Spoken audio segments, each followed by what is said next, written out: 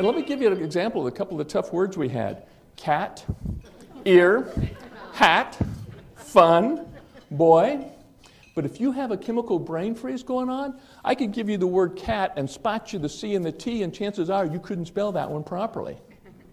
Okay, so we're going to talk about what is it about these chemical brain freezes that happen to us and what can we do about it. What just happened right then? I could see a little bit of panic going on. I could see it in eyes, I could see it in body language, and I could almost hear the thoughts going on. Oh crap, he's not going to make us do this, is he?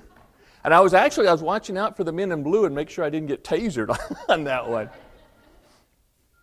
Did any of you really start to panic at that point? Did anybody kind of think, you know what, I need to go to the bathroom real quick, or I need to pick up my cell phone and get out of here? It's like, what happens at that point? Your brain starts to do some amazing things at that point. And it's things that it does that you can't really control.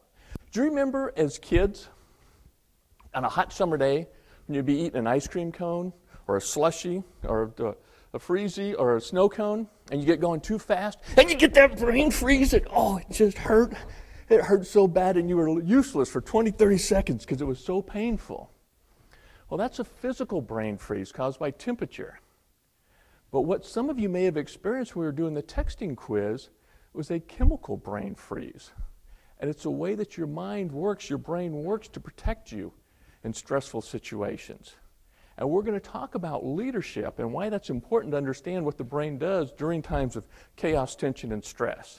Because if you can understand what's happening when you get into a stressful situation, instead of having that brain freeze where you can't remember anything, with ice cream it takes 20, 30 seconds, chemical brain freeze, if you don't do anything, it's 20 minutes or more before your thinking process comes back. That's why sometimes you've had that difficult conversation with your boss, and 30 minutes later you're driving home and you're going, I should have told him this, I should have said this. Why didn't it happen right at that particular point in time? So we're going to talk about how you can stay in the game during times of difficulty and stress.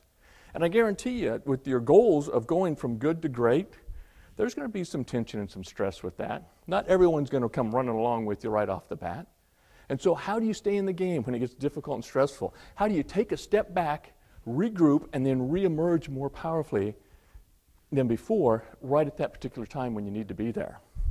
With this commercial, they didn't talk about their product. They didn't talk about price. They didn't talk about if it was less filling or tasted great. They didn't tell you where you could buy it, how to serve it. None of those things. When Heineken came up with this commercial, what they were doing, they were saying thank you for their loyal customers. And just as a way of just surprising them, saying, hey, we appreciate you being good, loyal customers. Heineken did not expect this video to go viral. It got translated into 13 different languages. And when Harvard Business Review studied this, they said, why did this take off the way it did? And what they found out was that people like to be around positive behavior. And as they kept looking at it, there's something else that they found out. They found out when all things are considered equal, people enjoy doing business with people they like being around. Now, when things are not equal, guess what? People enjoy doing business with people they like being around. So positive behavior definitely has an impact on things. I grabbed a bag, ran down to the parking lot, opened up my old truck door, and I started pulling all the coffee cups and paper wrappers and everything and trying to clean up my truck real, because I'm going to go pick up this multimillionaire and take him to lunch. And as I pull around and pick up Mr. Gore, there he is standing outside the building. And he wasn't a big guy, wasn't a dominating guy. He's about 5'5", 5'6", but he had an aura about him that was just amazing. And it seemed like he always had a smile on his face. We went to his favorite restaurant. It was a Chinese food restaurant in an outdoor mall. And I sat right across the table from him. And I had one question for him. I said, how'd you do it? How did you build this? And he said, this material, this polytetrafluoroethylene, he said, it just grabbed my attention. He said it was bound so tightly that nothing would stick to it. It wouldn't melt, it wouldn't do anything. But if we could just get it to release a little bit, we'd have the all-American material. What a visionary. An all-American material. So he said, I went to the bank to buy the patents on it. And the bank said, do you have any references? I said, well, yeah, I've got a whole bunch of them at DuPont. The bank calls up DuPont and says, why are you selling this material to this guy? I said, because we can't do anything with it. And the bank said, wait a second. DuPont, the largest chemical company in the world, can't do anything with this material, and he wants to get a loan for us. Well, he didn't get the loan from that bank, or the next bank, or the next bank. So he took a second mortgage out on his house, and his family and friends thought he was absolutely crazy.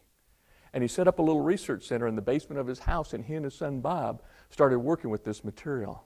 And he said, we worked with this, and we worked with this, and finally we got it where it was a great coating for wire and cables, and we put it up in satellites and in computers. Because it wouldn't respond to anything or deal with anything, it was biocompatible. We made artificial vascular grafts and heart patches and so forth with it. And then we made the clothing for the military and for recreational skiers with the Gore-Tex material. And I'm listening to this story as he's telling me, and I'm going, this is amazing. And as we're getting done with lunch, he said, Chuck, he said, I want to share with you just one little thing about leadership as you start out in your career. He said, it takes two hands to move up through an organization.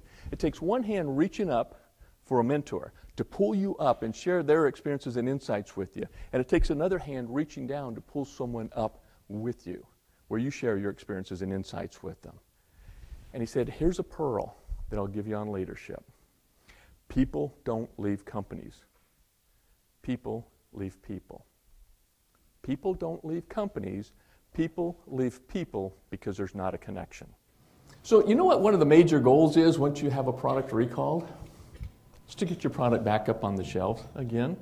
Well, we had found out with this intraocular lens that the problem with it was a packaging. We had made one small packaging change right before we launched our product, and it caused water to get trapped in the lens. It wasn't anything detrimental to the patients. It dissipated, but we fixed that. FDA allowed us to go back on the market very quickly.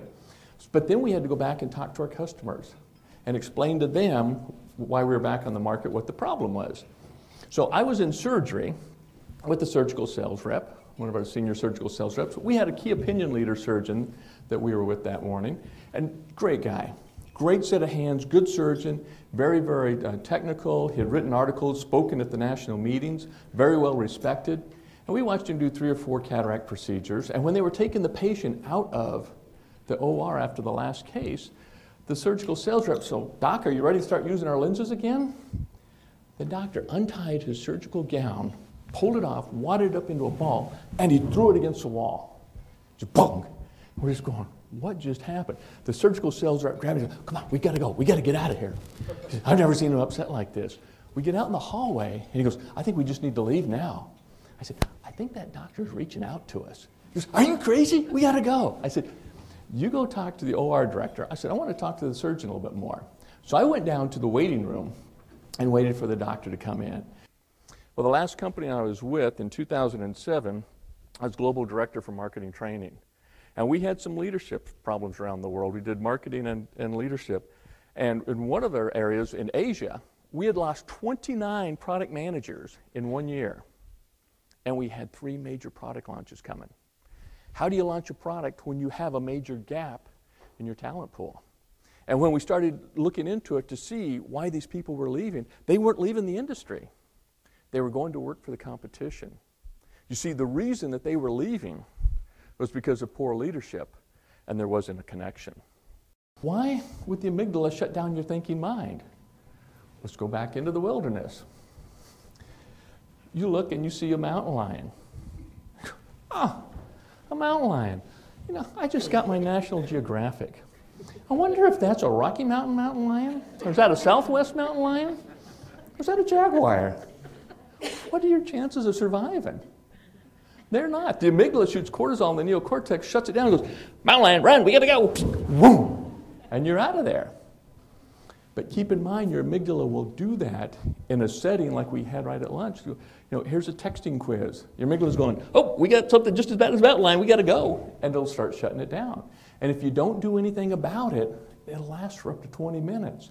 Remember when you've gotten those situations, those heated arguments, where you got so upset and 20 minutes later you go, oh, you know what I should have said? You know what I should have done? You know, well, why is it 20 minutes later? And that's when they talk about, you know, if you can't stand the heat, get out of the kitchen.